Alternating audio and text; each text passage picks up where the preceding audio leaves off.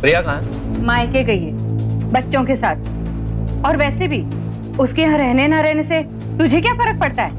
अच्छा, थोड़े दिन दूर रहेगी तो अकल आएगी उसे।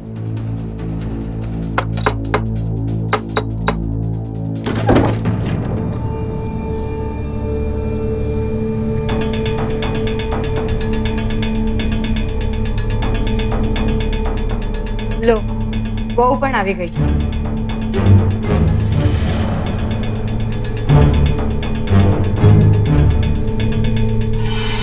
प्रिया, ये कौन है बेटा?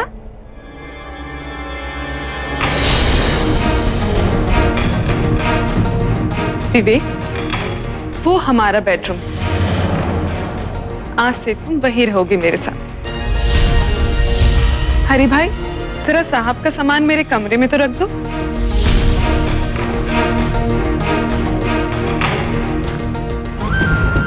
ये क्या मजाक है प्रिया? मजाक नहीं, विवेक आज से यहीं रहेगा, इसी घर। प्रिया, हाँ तो શું બોલે છે वो? बेटा, ये पाप है। तुम्हारी हिम्मत कैसे हुई मेरे ही घर में मेरे सामने एक अजनबी जवान लड़के को रूम में रखने की? हमारा कमरा नहीं, वो मेरा कमरा है। तुम मेरी पत्नी हो, तुम ऐसा नहीं कर सकती। मैं ऐसा कर सकती हूँ, रोक सकते हो तो रोक लो। और वैसे मुझे पूरा अधिकार है अपने हिसाब से जीने का। तेरा हिसाब किताब तो मैं बनाता हूँ, बच्चन नवाज। कानूनी तौर पर मुझे बच्चन कहने का तुम्हें कोई अधिकार नहीं, और कानून मुझे पूरी इजाजत देता है ये सब करने की। ये रहे मेरे कानूनी दस्तावेज। पढ़ना तो आता है ना तुम्हें, तो पढ़ लो। मैं बहुत थक गई, आराम करने जा रही हूँ। हैरान होंगे आप ये देख कि एक शादीशुदा महिला अपने पति और परिवार के होते हुए उम्र में खुद से 10 साल छोटे एक लड़के को अपने बेडरूम में लाने के लिए तैयार हो गई, वो भी अपने पति की मौजूदगी में।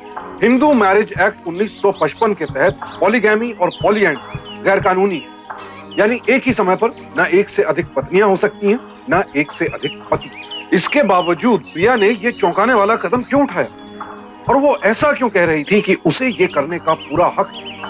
आखिर प्रिया की इस हैरान कर देने वाली हरकत की हकीकत क्या है? मम्मी नाश्ता! मम्मी जल्दी दो! हाँ हाँ, लेकर आई अभी। एक रुकना।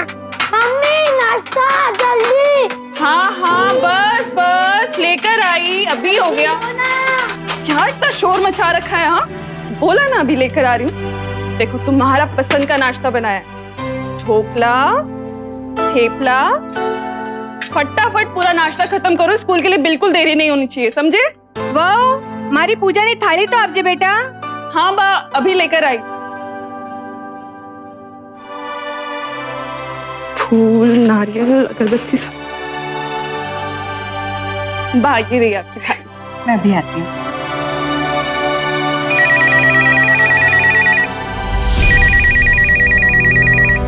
हेलो, हाँ जी, मैं एडवोकेट राजू भाई बोल रहा हूँ। जिग्नेश भाई से बात हो सकेगी? एडवोकेट, क्या कुछ प्रॉब्लम हो गई है क्या? हाँ, वो एक्चुअली मैं उन्हें ही बता दूंगा, आप उन्हें बुलाएंगे प्लीज? देखिए, वो तो बाथरूम में है, आप मुझे बता दीजिए। ठीक है, मैं बाद में फोन करता हूँ।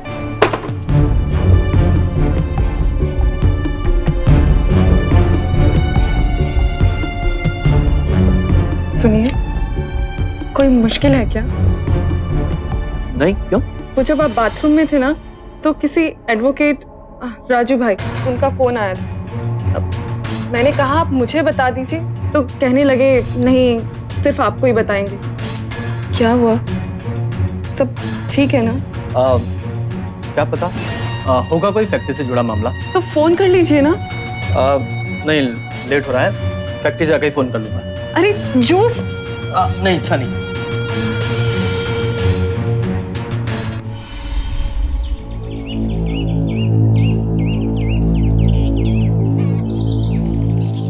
શું વાંચે वो? क्या सोच रही बेटा? वो आज सुबह ना एडवोकेट का फोन आया था। हाँ, तो कह रहा था कोई जरूरी बात करनी है इनसे। मैंने पूछा तो मुझे बताया ही नहीं, इनसे भी पूछा तो इन्होंने भी टाल दी। मुझे ना एक बहुत अजीब सा डर लग रहा है। अरे बेटा, रेवा देने बेटा, वो काम धंधे वाला आदमी है, 100 तरह के काम होते हैं, तू परेशान क्यों होती है बेटा? चल अब जल्दी कर, हाथ जल्दी चला, बच्चों को लेने स्कूल जाना है ना। चल। अरे संभाल के।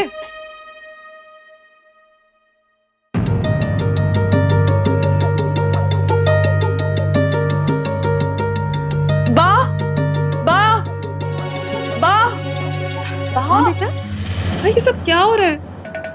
अभी दिवाली पर ही तो करवाया था पेंट। मैंने तो कोई खबर नहीं थी बेटा, जिगू ने कुछ बताया भी नहीं। हाँ नहीं, बेकार में गेस्ट रूम पेंट करवा रहे हैं, इसकी कोई जरूरत तो है नहीं। अब ये तो मुझे नहीं पता, जिग्नेश कुछ कर रहा है तो सोच के ही कर रहा होगा, जरूर कोई खास आने वाला होगा। तू चिंता नहीं कर, हूँ हमना आओ।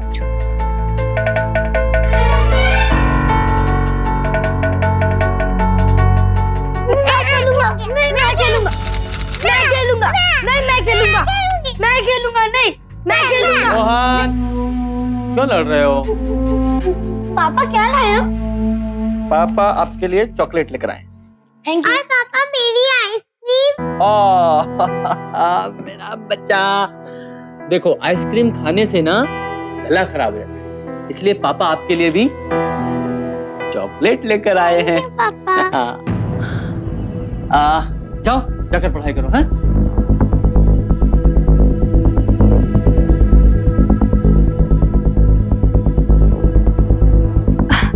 आ गए आप? क्यों नहीं आना था क्या? रोज इसी टाइम पे तो आता हूँ।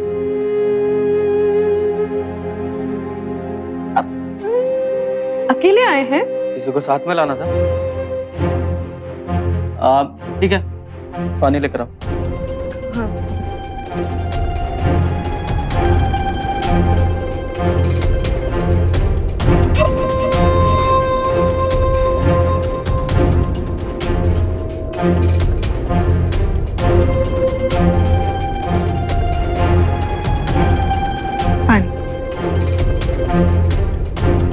कोई आने वाला है क्या? हाँ। अच्छा, कोई स्पेशल आने वाला है? आपने पेंट करवाया, सजावट करवाई, अभी दिवाली पर ही तो सब ठीक करवाया था। यहाँ तो ना ही बच्चे सोते हैं ना ही हम। क्या है ये सब? तुम मेरे ऊपर पुलिस लगी हुई हो क्या? हर वक्त सवाल पूछती हो, किसका फोन था, क्या बात हुई, ऑफिस से आ गए क्या, अकेले ही क्यों आए, कमरा क्यों पेंट करा रहे हो? अरे मेरा घर है, मेरा मन है, जो चाहे करूं मैं। सवाल पूछ पूछ के दिमाग खराब कर देती हो, सर पे ही चढ़ी रहती हो। मैं तो बस ऐसे ही। क्या ऐसे? हैं? क्या ऐसे? देखिए क्या बात है जिग्नेश, आप आजकल बिना बात ही झल्लाते रहते हैं, ना ही ठीक से बात करते हैं। आरती उतारो तुम्हारी, हैं? मर्द हूं मैं, 100 काम होते हैं, 100 जरूरतें होती हैं। मैं तो बस यही पूछ रही थी ना कि कौन आने वाला है। जब आएगा तो तुम्हें पता चल ही जाएगा।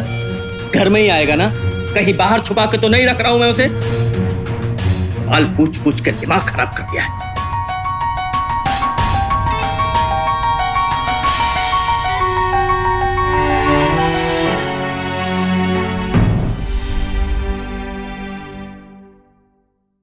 मोहन, स्मिता, प्रिया,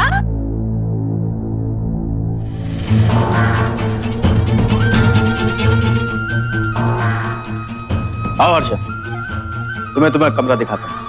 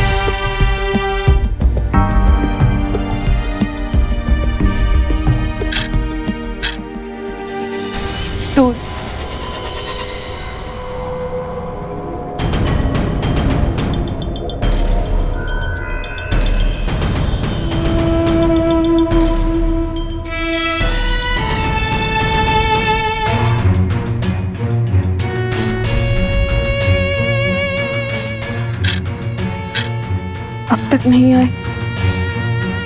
इतनी रात हो गई है।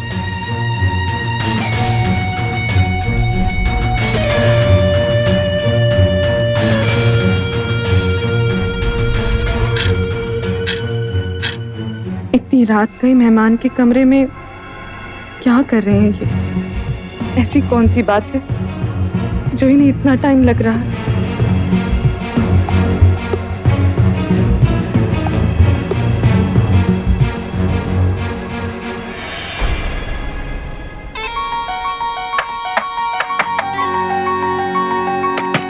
जिग्नेश, जिग्नेश, जिग्नेश दरवाजा खोलिए।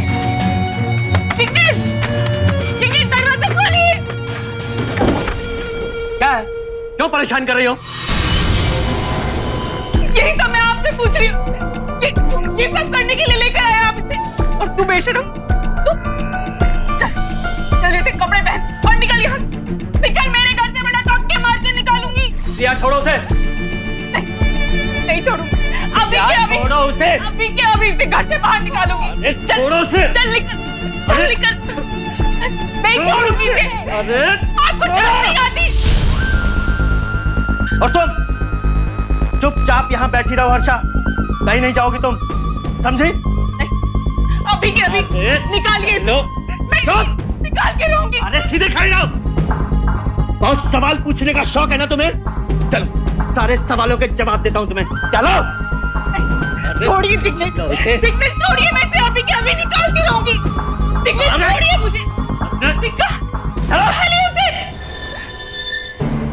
मुश्किल क्या है तुम्हारी? पागल થઈ गई छे? पूरे घर में शोर मचा के रखा है, सारे घर को तमाशा बना दिया। अच्छा, तमाशा मैंने बना रखा है? हाँ, तमाशा मैंने बना रखा है? तमाशा तो आप बना रहे हैं जिग्नेश। अरे मेहमान बोलकर एक जवान लड़की को घर पर ले आए, बच्चे और माँ की आंखों के सामने खुले आम अय्याशी करते हुए आपको शर्म नहीं आती? नहीं छोड़ूंगी। अरे कहाँ जा? निकाल के रहूंगी। अभी के अभी उसे मेरे घर से निकाल के रहूंगी। छोड़िए मुझे, छोड़िए मुझे। जिग्नेश छोड़िए। अरे बहुत जबान चलती है तेरी। क्या गलत किया है मैंने? कुछ नहीं। फिर मुंह क्यों छुपाऊं मैं? हा? कुछ गलत नहीं किया मैंने। मैत्री करार किया है उस लड़की के साथ, मैत्री करार, समझी तू? और अब चुपचाप करके अपने कमरे में बैठ। मूड खराब कर दिया।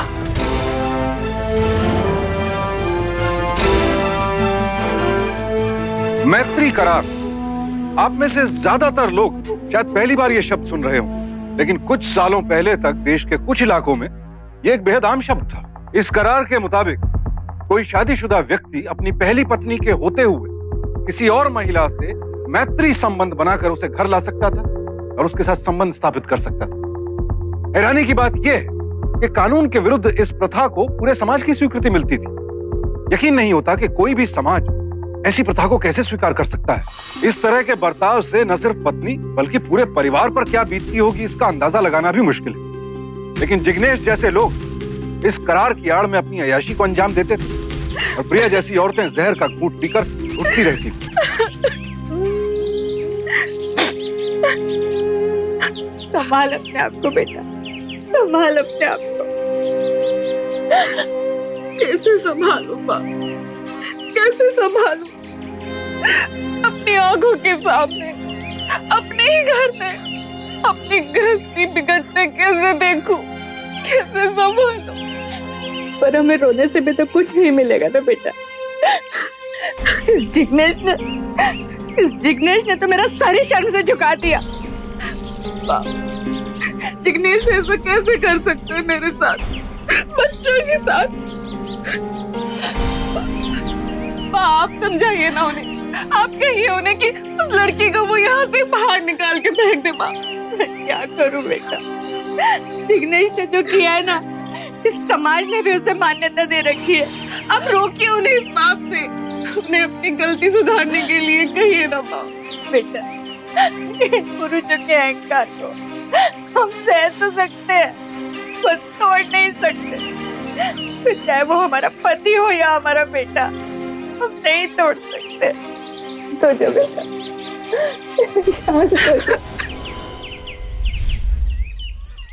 हमारी प्रिया में क्या कमी है? घरेलू है, सारी छे, सुंदर छे, तुम्हें खुश रखती है। अरे मोहन और श्वेता के बारे में तो सोचो, क्या गुजरेगी उन बच्चों पर? क्यों बसी बसाई गृहस्थी को तोड़ने निकले हो तुम? क्यों हक छीन रहे हो उनका?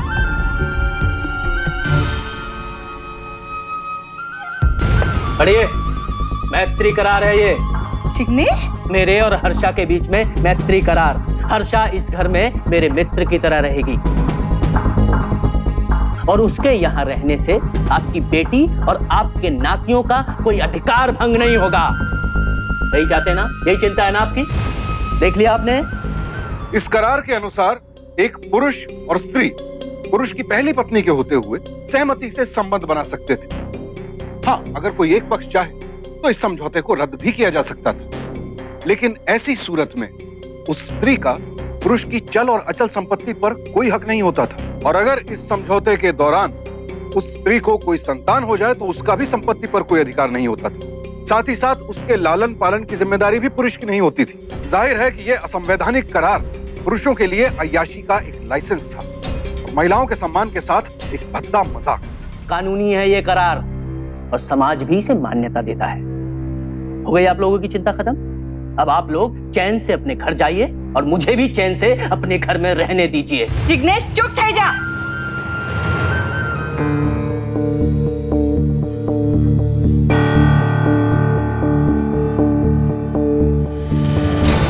सबकी वजह ये है सारे फसाद की जड़। छोड़िए उसे। किसी ने नैन मटक्का करके मेरे जिग्नेश को फंसाया है। क्या चाहती हो? क्यों मेरी बेटी की जिंदगी बर्बाद करना चाहती हो? छोड़िए इसे। ये मेरा जाति मामला है और आप लोगों को इसमें दखल देने का कोई हक नहीं है। क्यों नहीं? प्रिया मेरी बेटी है, उसके घर में ये सौंप नहीं रहेगी। अगर इसका आपको अपनी बेटी के साथ इस घर में रहना पसंद नहीं है तो ले जाइए अपनी बेटी को इस घर से। जिग्नेश, लेकिन ये इस घर में रहेगी मेरे साथ। समझ गए आप लोग? चलो। जिग्नेश, जिग्नेश, क्या जैसे तू? जिग्नेश, नहीं आओ। ये क्या कह रही है प्रिया? उस जालिम के साथ रहेगी? ये मेरा घर है। 10 साल दिए मैंने इस गृहस्थी को। इसे संभालना मेरा काम है माँ। मैं नहीं छोड़ के जा सकती इसे। वो औरत के साथ तू रह पाएगी या? किसी और को दोष देने से क्या फायदा, जबकि गलती मेरे पति ने ही की। अगर वो मन के पक्के होते तो ऐसा कभी नहीं होता। मानती हूँ सहना बहुत मुश्किल होगा, लेकिन मैं अपने बच्चों से उनका घर नहीं छीन सकती। मैत्री करार 1 साल का है, उसके बाद सब ठीक हो जाएगा। और वैसे भी बाप, अगर पैरों से कीचड़ लग के घर पर आ जाए, घर नहीं छोड़ा करते, इसलिए मैं नहीं जा सकती। प्रिया के लिए ये 1 साल किसी वनवास से कम नहीं था, जहां एक ही छत के नीचे उसका पति दूसरी औरत के साथ रह रहा था। लेकिन प्रिया ने सोचा वो इस 1 साल को एक बुरा सपना समझकर भुला देगी। साल खत्म होने पर कॉन्ट्रैक्ट खत्म होगा और जिग्नेश फिर से उसके पास वापस आ जाएगा। लेकिन जिग्नेश तो सारी सीमाएं लांघने पर आमादा था, मर्यादा को ताक पर रख चुका था। जब घर में विरोध होना बंद हो गया तो उसके हौसले और बुलंद होने लगे। घर में सरेआम अश्लीलता का नाच शुरू हो गया। जाहिर है बच्चों पर इसका बुरा असर पड़ने लगा। प्रिया की चौकस निगाहों ने उन्हें तो संभाल लिया, लेकिन जब वो अकेली होती अपने आंसुओं को नहीं संभाल पाती। रातें आंखों में गुजरती और दिन आंसुओं में। जैसे तैसे 1 साल बीता। प्रिया को लगा अब सब ठीक हो जाएगा।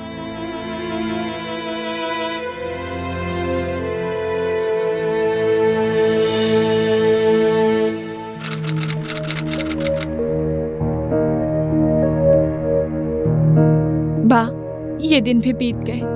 आज हर्षा का जिग्नेश के साथ मैत्री करा खत्म हो जाएगा। लेकिन ये हर्षा बाहर क्यों नहीं आ रही है? मैं देखती हूँ।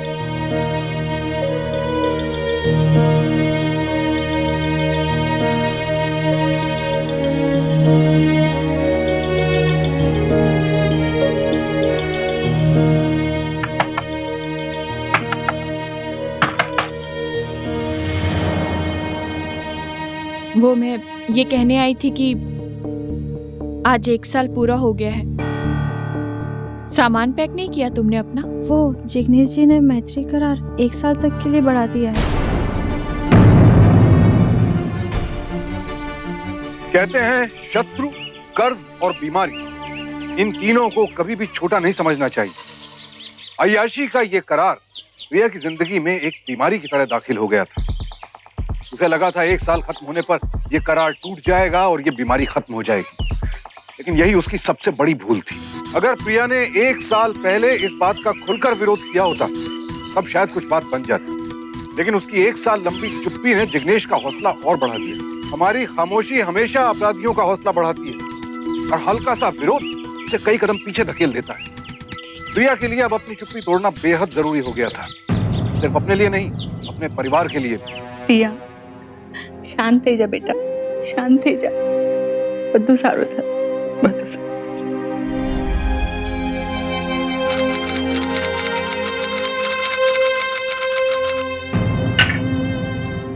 प्रिया, बेटी तू? बा, ये बच्चों का सामान, इनका ध्यान रख। और तेरा? मैं वापस जा रही हूँ। वहाँ रहने से बच्चों पर बुरा असर पड़ रहा था, इसलिए यहाँ छोड़कर जा रही हूँ। नहीं नहीं, वहाँ जाने की कोई जरूरत नहीं है। और कितना बेइज्जत होगी तू? बेइज्जत होने नहीं बाबूजी, अपनी बेइज्जती का हिसाब लेने जाऊंगी। जिग्नेश ने मेरी भावनाओं के साथ खिलवाड़ किया है, उसे उसका जवाब तो देना ही पड़ेगा। उसे एहसास होना चाहिए कि उसने कितनी बड़ी गलती की है और उसे इसका हिसाब चुकाना पड़ेगा।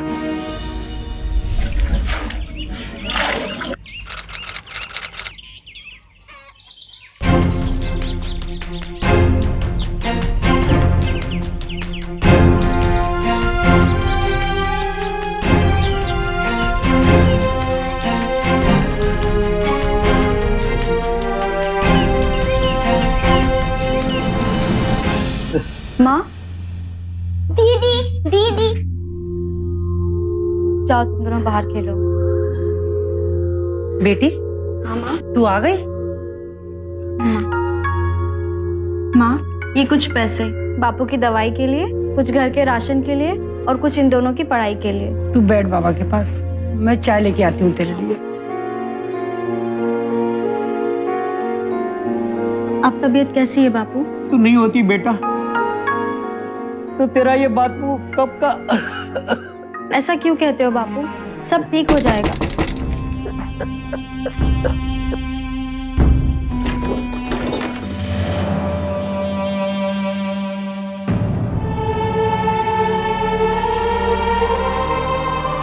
आई एम सॉरी, मेरी वजह से, पर मैं क्या करती, पैसों की बहुत ज़रूरत थी और जिग्नेश जी ने बताया ये जायज़ है।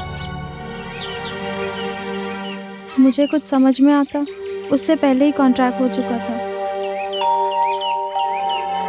मुझे पता है मैं आपकी माफ़ी के लायक तो नहीं। माफ तो मैं तुम्हें हरगिज नहीं कर सकती, लेकिन हाँ, यहाँ आने के बाद तुम्हारे प्रति जो नफरत थी जरूर थोड़ी कम हो गई, और उतना ही गुस्सा जिग्नेश के लिए बढ़ गया है। तुम मजबूर थी और जिग्नेश ने तुम्हारी मजबूरी का फायदा उठाया। तुम तो पराई थी, अपनी माँ बापू को संभालना था तुम। मगर जिग्नेश के साथ 10 साल का रिश्ता है मेरा, और उसने ये सिला दिया मुझे। देखिए, आप चिंता मत कीजिए, इसी साल मेरी पढ़ाई खत्म हो जाएगी और मुझे नौकरी मिल जाएगी। फिर मैं सच में यहाँ से चली जाऊंगी। तुम्हारे जाने से फर्क पड़ता तो शायद तुम्हारे आने की जरूरत ही नहीं पड़ती। घिन आती है मुझे ऐसे आदमी से, जिसने अपनी जरूरतों को पूरा करने के लिए एक औरत, एक पत्नी और एक माँ के आत्मसम्मान को चोट पहुंचाई। अपने हर दर्द का हिसाब लूंगी मैं उससे।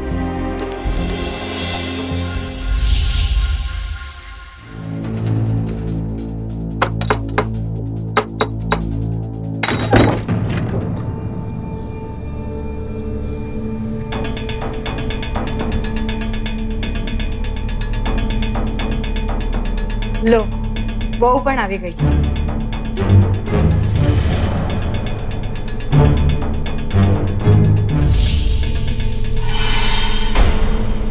प्रिया, ये कौन है बेटा?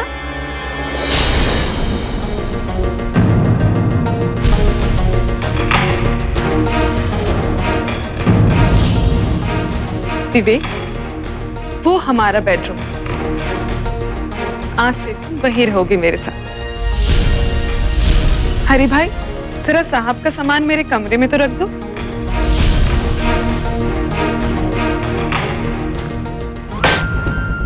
ये क्या मजाक है प्रिया?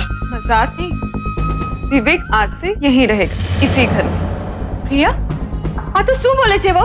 बेटा, ये पाप है। तुम्हारी हिम्मत कैसे हुई मेरे ही घर में, मेरे सामने एक अजनबी जवान लड़के को रूम में रखने की? हमारा कमरा नहीं, वो मेरा कमरा है। तुम मेरी पत्नी हो, तुम ऐसा नहीं कर सकती। मैं ऐसा कर सकती हूँ, रोक सकते हो तो रोक लो। और वैसे भी मुझे पूरा अधिकार है अपने हिसाब से जीने का। तेरा हिसाब किताब तो मैं बनाता हूँ, बच्चन नवाज।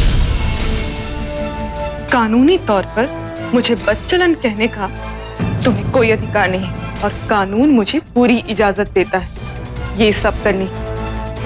मगर हाँ, मुझ पर हाथ उठाना ये गैर कानूनी जरूर है।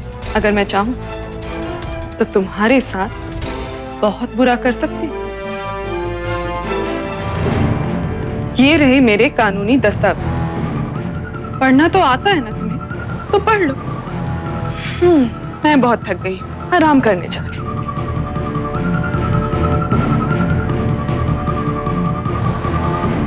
हिम्मत कैसे हुई उसकी मेरे ही घर में किसी पराये मर्द को लेकर आने की? ये मेरा घर है, तो मैं चुप नहीं बैठूंगा। प्रिया, प्रिया, दरवाजा खोलो, दरवाजा खोलो प्रिया, दरवाजा खोलो प्रिया। लो, मुझसे बुरा कोई नहीं होगा अगर दरवाजा नहीं खोला। कभी तो बाहर निकलेगी ना, बाहर निकल, फिर तुझे और तेरे यार को नहीं छोड़ूंगा मैं।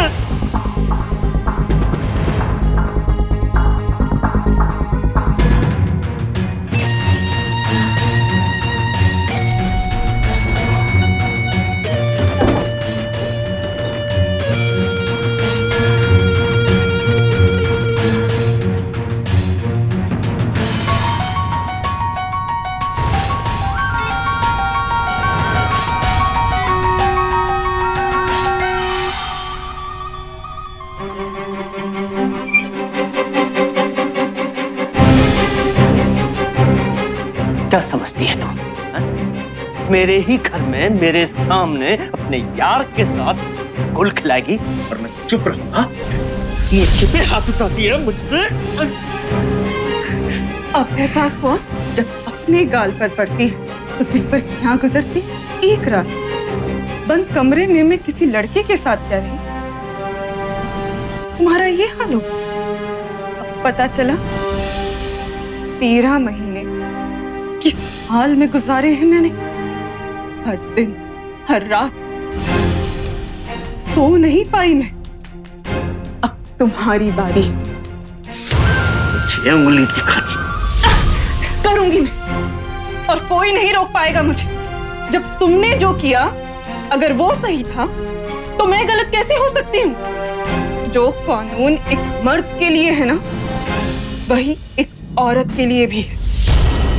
जब तुम्हें किसी ने नहीं रोका तो देखती मुझे कौन रोकता है।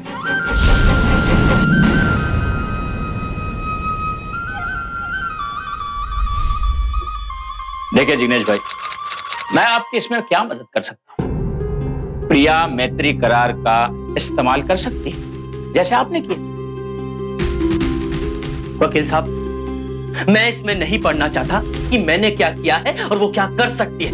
मैं सिर्फ इतना जानता हूं कि मैं अब एक पल भी उस औरत के साथ नहीं रह सकता। उसे मेरे घर से जाना ही होगा बस। एक मिनट, आप लीगली ऐसा कुछ नहीं कर सकते जी, क्योंकि वो आपकी पत्नी है और जब तक आप लोगों का डिवोर्स नहीं हो जाता आप उसे अपने घर से जबरदस्ती नहीं निकाल सकते। ठीक है, निकाल नहीं सकता ना, तो आप डिवोर्स दिलवाइए। वकील साहब प्लीज उस बदचलन औरत से मुझे छुटकारा दिलवाइए।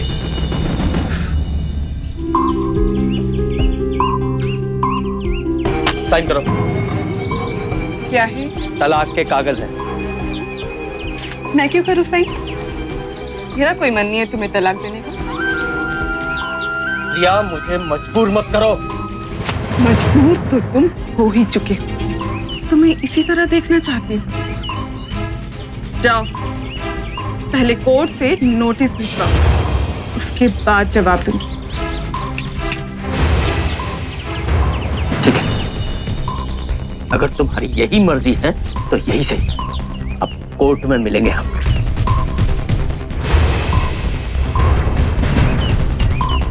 बहुत हो गया तेरा, देख लिया मैंने। चल।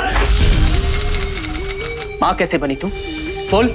कॉन्ट्रैक्ट में साफ लिखा है कि तू माँ नहीं बन सकती। ये सवाल आप अपने आप से पूछिए तो ज्यादा अच्छा है। आपने मुझे माँ बनाया, मैंने नहीं। जबान लड़ाती है, मुझसे जबान लड़ाती है। कान खोलकर सुन ले, कॉन्ट्रैक्ट के हिसाब से मैं इसे पालने वाला नहीं हूँ, समझ गई?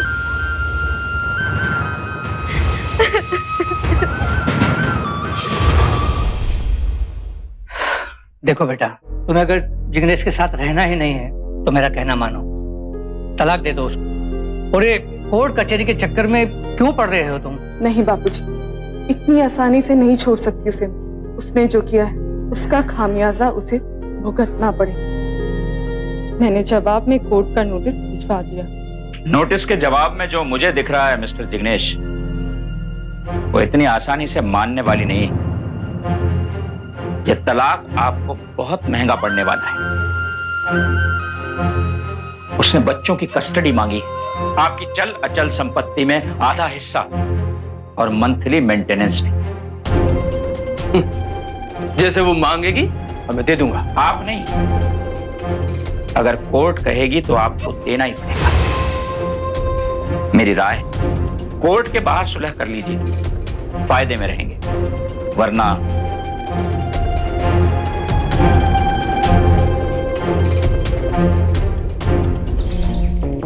प्रिया, तुमसे बात करनी है। बेटा जाओ, गार्डन में जाकर खेलो। घर चलो प्रिया। तुमने ही मुझे घर से बाहर निकाला है। जो गलती हो गई उसे सुधारना चाहता हूँ, माफ कर दो प्रिया। माफी गलती के लिए मिलती है जिग्नेश, गुनाह के लिए सिर्फ सजा मिलती है।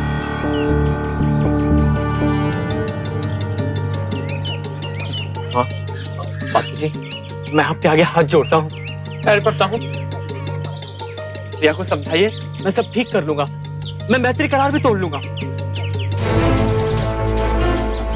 तुम मुझे पाने की उम्मीद से नहीं आए हो जिग्नेश, बल्कि अपनी प्रॉपर्टी के खो जाने के डर की वजह से आए। लेकिन अब मैं वापसी में दिलचस्प नहीं, तुम यहाँ से जा सकते, अब कोर्ट में ही मिलेंगे। बाबूजी चलिए। प्रिया, बाबूजी, हाँ बात तो सुनो प्रिया। देखो मेरे क्लाइंट जिग्नेश का अपनी पत्नी प्रिया के चरित्र पर से विश्वास उठ गया था। उन्होंने हर्षा से मैत्री करार किया, मगर बदला लेने के लिए प्रिया ने किसी विवेक नाम के व्यक्ति से मैत्री करार किया। अपने पति के होते हुए किसी गैर मर्द के साथ वो किसी दूसरे कमरे में रह रही थी। आया मेरे क्लाइंट ने कोई भी मैत्री करार नहीं किया। वो तो केवल जिग्नेश को उनकी गलतियों का एहसास दिलाने के लिए अपने चचेरे भाई के साथ घर पर रही थी। Your honour. एक मिनट, पहले मुझे ये बताएं कि मैत्री करार की कानूनी मान्यता है कहां? मैत्री करार की चौंकाने वाली सच्चाई जब अदालत के सामने आई तो अदालत ने इसे सिरे से खारिज कर दिया, क्योंकि ना तो हमारा कानून और ना ही संविधान ऐसे किसी भी करार को मान्यता देता है। लिहाजा अदालत ने इसे गैरकानूनी घोषित करते हुए इस पर रोक लगा दी। सम्मान और उसूलों की लड़ाई में प्रिया की ये पहली बड़ी जीत। उधर जिग्नेश सोच रहा था कि हर्षा ने गर्भपात करवा लिया है, इसलिए वो हर्षा के साथ शारीरिक संबंधों की बात से साफ मुकर गया। उसने अदालत में बयान दिया कि हर्षा महज उसकी एक दोस्त थी जो उसके घर रहने आई और बाद में खुद अपनी मर्जी से चली। उसने ये भी कहा कि हर्षा को लेकर प्रिया के सारे शक बेबुनियाद। दोनों पक्षों की दलीलें सुनने के बाद अदालत ने इस मामले की अगली सुनवाई 1 महीने बाद तय की। योर ऑनर, पिछली सुनवाई के दौरान जिग्नेश ने अदालत में गलत बयानी की। उसने कहा था कि हर्षा के साथ उसका कोई संबंध नहीं। इसलिए योर ऑनर, मैं हर्षा को कोर्ट में पेश करना चाहूंगा। इजाजत है। Thank you your honour. सब कुछ सच सच बताओ। जज साहब, मैत्री करार के नाम पर जिग्नेश जी ने मेरे साथ 1 साल तक शारीरिक संबंध रखे। ये रहा सबूत योर ऑनर, हर्षा के पेट में पल रहा जिग्नेश का बच्चा। जज साहब, मजबूरी में आके मैं पहले ही बहुत बड़ी गलती कर चुकी थी, मैत्री करार करके, और अब इस निर्दोष बच्चे की जान ले लूं, ये मुझसे नहीं हो पाया। इसीलिए जिग्नेश जी के कहने के बाद भी मैंने गर्भपात नहीं करवाया। जज साहब, हर्षा के बयान से साबित होता है कि जिग्नेश ने मैत्री करार नामक गैर कानूनी दस्तावेज के आधार पर हर्षा से शारीरिक संबंध बनाए और प्रिया और उसके बच्चों के मानसिक तकलीफों का कारण भी बना। संविधान में मैत्री करार का कोई उल्लेख नहीं। किसी भी कॉन्ट्रैक्ट के सहारे किसी भी पुरुष को एक से अधिक औरतों से पत्नी जैसे संबंध रखने की इजाजत नहीं दी जाती और जिग्नेश पर हिंदू मैरिज एक्ट के तहत मुकदमा चलाने का आदेश देती है और राज्य सरकार को आदेश देती है कि मैत्री करार जैसे कुरीतियों पर फौरन अंकुश लगाए। साथ ही प्रिया के तलाक के अधिकार को जायज भी मानती है। अदालत के इस फैसले के बाद मैत्री करार पूरे देश में सुर्खियों में आ गए। देश भर में मैत्री करार के विरोध में आवाजें उठने लगी। लिहाजा सरकार ने इसे गैरकानूनी घोषित कर दिया। इस बड़े कदम से जहां एक तरफ हर्षा जैसी कई लड़कियों की जिंदगी बर्बाद होने से बची, वहीं जिग्नेश जैसे अय्याशों पर भी कानून का शिकंजा कस गया। जिग्नेश भाई, आपके लिए ये केस में और नहीं लड़ सकता। आप जानते हैं ना, ये केस आप ऑलरेडी हार चुके हैं। जोशी साहब, मैं बर्बाद हो जाऊंगा, मेरी सारी प्रॉपर्टी चली जाएगी।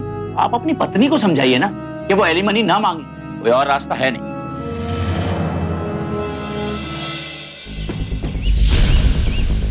तुम? हाँ, मैं। तुम्हें जो चाहिए था वो मिल गया है। अब एलिमनी की मांग मत करना। महीने के महीने तुम्हें खर्च मिलता रहेगा, लेकिन अपनी प्रॉपर्टी में से एक भी पैसा मैं तुम्हें देने वाला नहीं हूँ, समझी? मैं चाहूँ तो कोर्ट से सारी प्रॉपर्टी ले सकती हूँ। अंजाम अच्छा नहीं होगा प्रिया। अगर चाहूँ तो 1 लाख 2 लाख देकर ये छुटकारा पा सकता हूँ। अच्छा, छुटकारा पाओगे? हाँ, छुटकारा पाओगे? क्या सोचा तुम? जब कोर्ट में तुम्हारी बात नहीं मानी तो तुम इस तरह बाहर जान की धमकी दोगे मुझे? हाँ? क्या करोगे? मार डालोगे? औरत को धमकी दे? अरे मेरी बीवी है।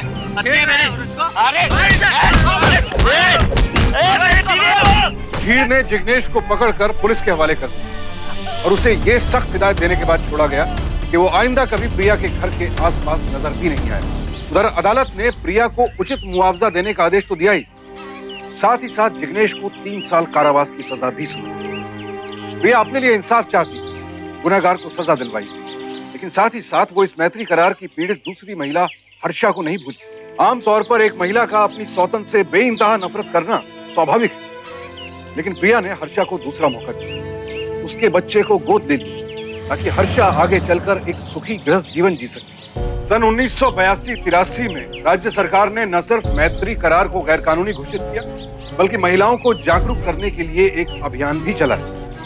प्रिया के एक साहसिक कदम ने न जाने कितनी महिलाओं को इस भंवर में फंसने से बचा लिया। लेकिन जिग्नेश जैसे लोग रास्ते ढूंढ ही लेते हैं। एक बार फिर से सर्विस कॉन्ट्रैक्ट के नाम पर मैत्री करार को जीवित रखने की कोशिश की, लेकिन इस बार सरकार सजग थी और एक विशेष आदेश के तहत इस तरह के हर कॉन्ट्रैक्ट को खारिज कर दिया गया। अब सवाल ये उठता है कि आखिर हर्षा जैसी महिलाएं जिग्नेश जैसे लोगों के जाल में फंसती ही क्यों हैं? वजह है अज्ञानता। महिलाओं को अपने लिए बनाए गए कानूनों और अपने अधिकारों की पूरी जानकारी होनी चाहिए, और अगर पूरी जानकारी नहीं भी है तो गलत और सही के बीच फर्क को टटोलिए, तो गलत के खिलाफ आवाज बुलंद कीजिए जैसे प्रिया ने।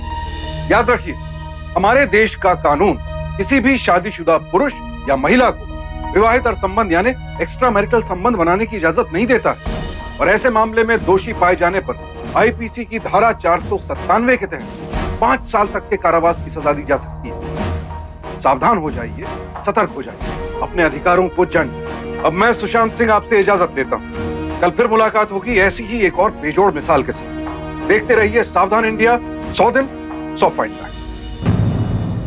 तो सावधान